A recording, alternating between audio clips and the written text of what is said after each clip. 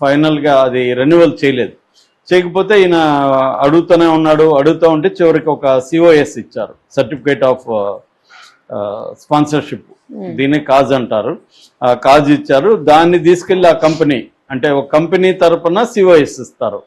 ఆ కంపెనీకి వెళ్తే ఆ కంపెనీలో ఇది సిఓఎస్ నకిలీది అని చెప్పారు, ఫేక్ అని చెప్పారు. దాంతో అతను మళ్ళీ గొడవ చేసి ఇది ఫేక్ అంటున్నారు, మీరు ఫేక్ ఇచ్చారు అది ఇది అని చెప్తే అదేంటి అది కరెక్టే అది ఇది అని వీళ్ళు ఆర్గ్యూ చేశారు.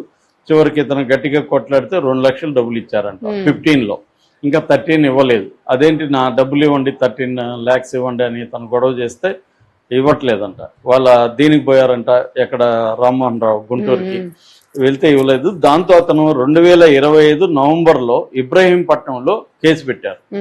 ఇబ్రహీంపట్నం పోలీసులు 2025లో దాన్ని ఎఫ్ఐఆర్ చేశారు.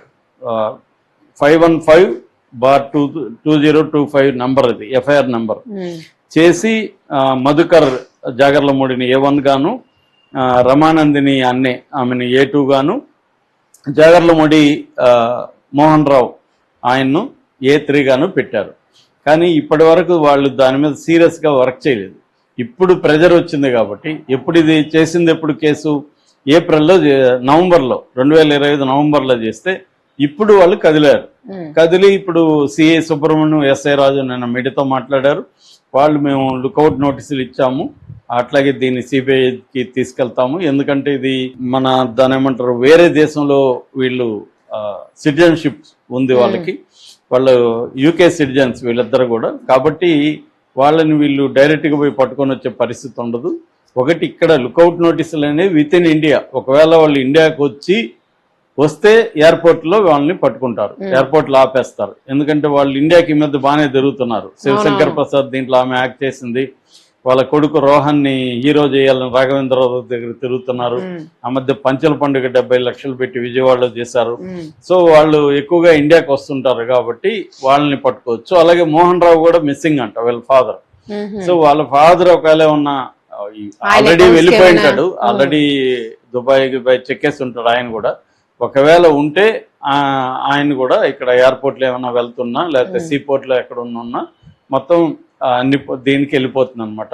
సో వాళ్ళు పాస్పోర్ట్ చూపిగానే వాళ్ళు అక్కడ ఆపేసి పోలీసులకి ఇన్ఫార్మ్ చేస్తారు. అది లుకౌట్ నోటీసులు అంటే అర్థము. సో కానీ దీనివల్ల ఇప్పుడు వాళ్ళు అక్కడే ఉన్నారనుకో యూకేలో, అప్పుడు వేరే స్టెప్ తీసుకోవాలి. అప్పుడు ఏమిటంటే మన ఇమ్మిగ్రేషన్ అధికారులకు తెలియజేయాలి, తర్వాత సిబిఐకి ఇవ్వాలి, సిబిఐ ఇంటర్పోల్కి ఇస్తుంది. అక్కడ ఉన్న దాని ఏమంటారు యాక్షన్ ఫ్రాడ్ అని ఒక డిపార్ట్మెంట్ ఉంటుంది యూకేలో, అట్లాగే హోమ్ ఆఫీస్ ఉంటుంది, వాళ్ళకి తెలియజేయాలి ఈ కేసు వివరాలు. దీన్ని డబుల్ క్రిమినాలిటీ అని కూడా అంటారు లీగల్ గా. డబుల్ క్రిమినాలిటీ అంటే ఒకే క్రైమ్ ని ఇండియాలోనూ చేశారు, యూకేలోనూ చేశారు. కాబట్టి డబుల్ క్రిమినాలిటీ కింద వీళ్ళని అక్కడ కూడా అరెస్ట్ చేసే అవకాశం అయితే ఉంది. అంటే ప్రాపర్ గా కానీ ప్రొసీజర్ ఫాలో అయ్యి గట్టిగా కానీ చేస్తే వాళ్ళని పట్టుకోవచ్చు. ఎందుకంటే 1992లోనే బ్రిటన్ కి మనకి, అంటే యూకేకి మనకి ఒక ఖైదీల్ని ట్రాన్స్ఫర్ చేసే ట్రెటీ ఉందన్నమాట. ఈ ట్రెటీ ప్రకారము, ఈ ఒప్పందం ప్రకారం, పరస్పర ఖైదీల ట్రాన్స్ఫర్ ఒప్పందం ప్రకారం మనకి మనం పెట్టినప్పుడు అక్కడ నుంచి అప్పగించాల్సి ఉంటుంది. కాకపోతే ఏంటంటే యూకే కోర్టులు ఎక్కువగా హ్యూమన్ రైట్స్ కి ఇంపార్టెన్స్ ఇస్తాయి. అందుకని మనకి త్వరగా రావు. మన విజయ్ మల్యాలు, నీరవ్ మోడీలు, లలిత మోడీలు వీళ్ళందరూ రప్పించలేకపోతున్నారంటే దానికి కారణం ఏంటంటే ఈకో కోర్టులు అంత ఈజీగా పర్మిషన్ ఇవ్వు. కానీ ఇది డబుల్ క్రిమినాలిటీ, అక్కడ కూడా వీళ్ళు క్రైమ్ చేశారు కాబట్టి వీళ్ళని అప్పగించే అవకాశం అయితే ఉంది సీరియస్ గా చేస్తే. కానీ వాళ్ళకు కూడా మంచి పవర్ఫుల్ వ్యవహారం ఉంది. సో దీంతో పాటు ఇప్పుడు వరంగల్కి సంబంధించిన ప్రవీణ్ అని అతను కూడా నిన్న మీడియాతో మాట్లాడాడు. అతను ఏంటంటే 2022లో ప్రవీణ్, రాజు, ఇంకొక అతను ముగ్గురు కలిసి 52 లక్షలు ఇచ్చారంట వీళ్ళిద్దరికి. 52,50,000 ఇచ్చారంట.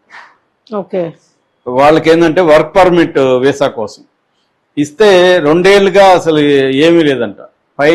ఫోన్లు చేస్తే తీయడం మానేశారంట డబ్బులు వెళ్ళినాక. తర్వాత వీళ్ళ ఫోన్ నెంబర్ బ్లాక్ చేశారంట. కొత్త ఫోన్ నెంబర్లు చూస్తే అవి కూడా బ్లాక్ చేశారంట. చివరికి వీళ్ళు 2 ఏళ్లు చూసి ఆగస్టులో 2024 గుంటూరు వెళ్ళారంట వీళ్ళ ఫాదర్ దగ్గరికి. అక్కడ వాళ్ళు ఫోన్లు చేసి మొత్తానికి మేము సెటిల్ చేస్తాం, మీరేమి ఇబ్బంది పడకని అన్నారంట. అప్పుడు కూడా చూసి ఇంకా చివరిలో వాళ్ళు ఏపీ ఏడీజీపీకి లెటర్ పెట్టారంట. కంప్లైంట్ అనేది లెటర్ రూపంలో ఇచ్చారంట. ఆ తర్వాత ఏడీసీపీ గుంటూరు గున్నం రామకృష్ణ, ఆయన 2025 డిసెంబర్లో వీళ్ళని పిలిపించాడు, మోహన్ రావు ఫాదర్ని పిలిపిస్తే సెటిల్ చేసుకోండి డబ్బులు అది ఇది అంటే, మేము సెటిల్ చేసుకుంటాం సార్, డబ్బులు ఇచ్చేస్తాము అని చెప్పారంట. అది ఇప్పటివరకు రాలేదు. సో ఈయన గున్నం రామకృష్ణ కూడా నిన్న బీబీసీ చేశారు, కంప్లైంట్ చేశారు, పోలీసులు కూడా కొంత ఇంటర్వ్యూన్ అయ్యారు, కానీ వీళ్ళు సీరియస్ గా దాన్ని క్రైమ్ గా ఇది చేయలేదు. అంటే ఇది సివిల్ కేసు లాగా వీళ్ళు డీల్ చేశారు. నిజానికి ఇది క్లియర్ గా criminal case, cheating case, criminal intimidation ఉంది. ఇవన్నీ బిఎన్ఎస్ సెక్షన్లు అన్ని కూడా వర్తిస్తాయి వీళ్ళకి. మినిమం 7 నుంచి 10 ఏళ్ళు జైలు శిక్ష పడే అవకాశాలు ఉన్నాయి. కానీ పోలీసులు సీరియస్ గా చేయాలి. పోలీసులు చేస్తారా? ఎందుకంటే అక్కడ ఒక మినిస్టర్ దగ్గర నుంచే కాల్స్ వస్తున్నాయంటే అక్కడ పోలీసులు అయితే చేస్తారని నాకు నమ్మకం లేదు.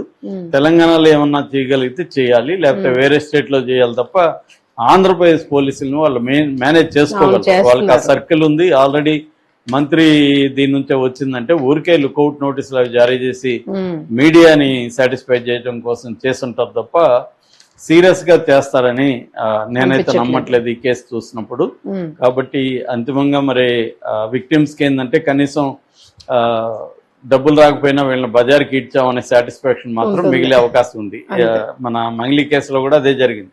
ఇప్పటివరకు ఏమైంది, మళ్ళీ ఆ కేసు అయిపోయింది, మీడియా పట్టించుకోవడం మానేసి ఇది 4 రోజులు ఉంటారు. వాళ్ళకి ఆల్రెడీ మీడియా మీద మంచి పట్టుంది తెలుసు, వాళ్ళకి కొద్ది రోజులు మేనేజ్ చేసుకుంటే తర్వాత ఏం కాదులే అనేది వాళ్ళు కూడా ఉంటారు. ఆ తర్వాత ఇది కూడా మరుగున పడు అనేది నాకు అనిపిస్తుంది. చూడాలి. అంటే ఈ కేసు కొంత రోజు రోజుకి మరింత సీరియస్ అవుతుంది. ఎందుకంటే విక్టిమ్స్ అంతా యునైట్ అవుతున్నారు. ఇంతకుముందు విక్టిమ్స్ అంతా యునైట్ కాలేదు. ఇప్పుడు మెల్లమెల్లగా, ఎందుకంటే ఇది కేవలం తెలుగు రాష్ట్రాల్లోనే కాకుండా మన గుజరాత్, బీహార్ లాంటి రాష్ట్రాల్లో కూడా విక్టిమ్స్ ఉన్నారు. అలాగే పాకిస్తాన్ లాంటి దేశాల్లో కూడా ఉన్నారు. ఇప్పుడు వీళ్ళందరూ ఎప్పుడైతే మీడియాలోకి వచ్చిందో ఇది ఇంగ్లీష్ మీడియాకు కూడా వెళ్ళిపోయింది. బీబీసీ లాంటి సంస్థలు కూడా దీన్ని చేస్తున్నాయి. దాంతో మిగతా రాష్ట్రాల వాళ్ళు కూడా కాంటాక్ట్ చేస్తున్నారు. సో విక్టిమ్స్ అంతా ఏకమవుతున్నారు. యాక్చువల్గా మనలాంటి వాళ్ళు ఏమనుకున్నాం, కేసులు పెట్టకుండా విక్టిమ్స్ మీడియా దగ్గరికి వస్తున్నారు అనుకున్నాం. నిజానికి కేసులు 2 ఏళ్లకు ముందే పెట్టారు. 2024లోనే కేసులు పెట్టారని. ఎప్పట్లాగా పోలీసులు దాన్ని సీరియస్ గా తీసుకోలేదు. మనకి సేమ్ మంగళి కేసులో కూడా ఇదే కనబడుతుంది. అంటే బాధితులు పెట్టినప్పుడు ఈ ఫైనాన్షియల్ ఫ్రాడ్ విషయంలో పోలీసులు సీరియస్ గా స్పందించట్లేదు. సో అది చాలా చోట్ల కనబడుతుంది. దానికి వాళ్ళ కారణాలు వాళ్ళకు ఉండొచ్చు, కానీ మేజర్ గా కరప్షనే కారణం. సో ఇక ఎందుకంటే మోసం చేసిన వాడి దగ్గర కోట్లు ఉంటది, మోసపోయిన దగ్గర ఆల్రెడీ డబ్బులు పోయి ఉంటాయి, వాళ్ళ దగ్గర అప్పులు ఉంటాయి తప్ప వాళ్ళ దగ్గర డబ్బులు ఉండవు, వాళ్ళు ఖర్చులు పెట్టలేరు. సో వీళ్ళు ఖర్చులు పెట్టగలరు, పోలీసుల వ్యవస్థలకి ఎంత కావాలో ఇవ్వగలరు వీళ్ళు. అవన్నీ వాళ్ళకి ప్లానింగ్ లో ఉంటది. అంటే ఒక 100 కోట్లు మనం మోసం చేస్తే అందులో ఒక 10-20 కోట్లు ఖర్చు పెట్టినా పర్వాలేదు కదా, 80 కోట్లు మిగులుతాయి. 20 కోట్లు పోయినా 20 కోట్లు చల్లారు అనుకోండి, ఎక్కడికక్కడ సైలెంట్ అయిపోతారు. సో మామూలుగా వేలల్లో ఇస్తేనే వాళ్ళు నీకెందుకు నేను చూసుకుంటానని మనం మేనేజ్ చేస్తారు. ఇవన్నీ జరుగుతుంటాయి. అట్లాంటిది కోట్లలో డబ్బులు కానీ చెల్లారు అనుకోండి పై స్థాయిలో, ఇంకా పై స్థాయి నుంచే ఫోన్లు వస్తూ ఉంటాయి. ఇప్పుడు బాధితులకు కూడా నాకు తెలిసి ఒక మినిస్టర్ ఆఫీస్ నుంచే ఫోన్లు వస్తున్నాయంట ఆంధ్రాలో. ఆ మినిస్టర్ ఆఫీస్ నుంచే ఫోన్లు వచ్చి పలాని వాళ్ళు ఉన్నారు ఇక్కడ, మీరు అతి చేయకండి, ఏదో మేనేజ్ చేద్దాం అన్నట్టుగా మాట్లాడుతున్నారు. అంటే దీన్ని అక్సెప్ట్ చేయడానికి ఆల్రెడీ బెదిరింపులు అనేవి స్టార్ట్ అయినాయి. సో ఆ స్థాయిలో వస్తున్నప్పుడు ఎలా న్యాయం జరుగుతుంది? అందుకని ఇప్పుడైతే ఈ ప్రెజర్ పెట్టడం కోసమే వీళ్ళు మీడియాకు వచ్చారు. ఇప్పుడు మీడియాలో ఇవంతా రావడం వల్ల ఏమైందంటే పోలీసుల మీద కూడా ప్రెజర్ పెరిగింది. ఆ రకంగా ఇప్పుడు ఇబ్రహీంపట్నం, ఆంధ్రప్రదేశ్ ఇబ్రహీంపట్నం పోలీసులు లుకౌట్ నోటీసులు జారీ చేశారని చెప్తున్నారు. అసలు ఏ కేసులో జారీ చేశారు, వాళ్ళు ఆ బాధితులు చెప్తున్న ఇదేంటి, ఈ విషయాల గురించి మనం మాట్లాడదాం. లుకౌట్ నోటీస్ అంటే ఏంటి, దానివల్ల ఎటువంటి ప్రయోజనం బాధితులకు ఉంటుంది, వాళ్ళకి ఎటువంటి డేంజర్ ఉండే అవకాశం ఉంది నిందితులకి అనేది చూసుకున్నప్పుడు మామిళ్ళపల్లి శివక్రాంతి కుమార్ అనే ఒక అతను వీళ్ళని 2024లో సంప్రదించాడు. The destination recruitment and staffing solutions limited అనే కంపెనీని కాంటాక్ట్ చేశాడు. మామూలుగా వీళ్ళు ఏంటంటే యూకే వీసాలకు సంబంధించి రెన్యువల్స్ ఎక్కువ చేస్తుంటామని చెప్పుకునేవాళ్ళు అంట. సో ఈయన కూడా యూకే వీసా ఉంది ఆల్రెడీ ఈయనకి ఇప్పుడు అది దాని టైం అయిపోయింది. దాంతో ఈయన రెన్యువల్ చేయడానికి కోసం వీళ్ళని అప్రోచ్ అయ్యారు. వీళ్ళు మేము చేస్తామని చెప్పారు.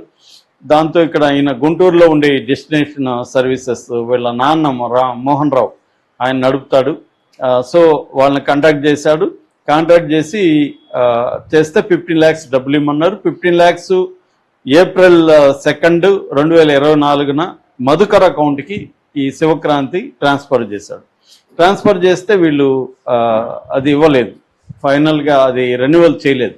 చేయకపోతే ఈయన అడుగుతూనే ఉన్నాడు. అడుగుతూ ఉంటే చివరికి ఒక COS ఇచ్చారు, సర్టిఫికేట్ ఆఫ్ స్పాన్సర్షిప్, దీన్ని కాజ్ అంటారు. ఆ కాజ్ ఇచ్చారు. దాన్ని తీసుకెళ్లి ఆ కంపెనీ, అంటే ఒక కంపెనీ తరపున COS ఇస్తారు.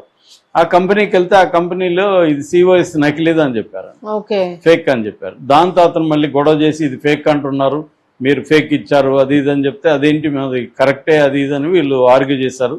చివరికి ఇతను గట్టిగా కొట్లాడితే 2 లక్షలు డబ్బులు ఇచ్చారంట. 15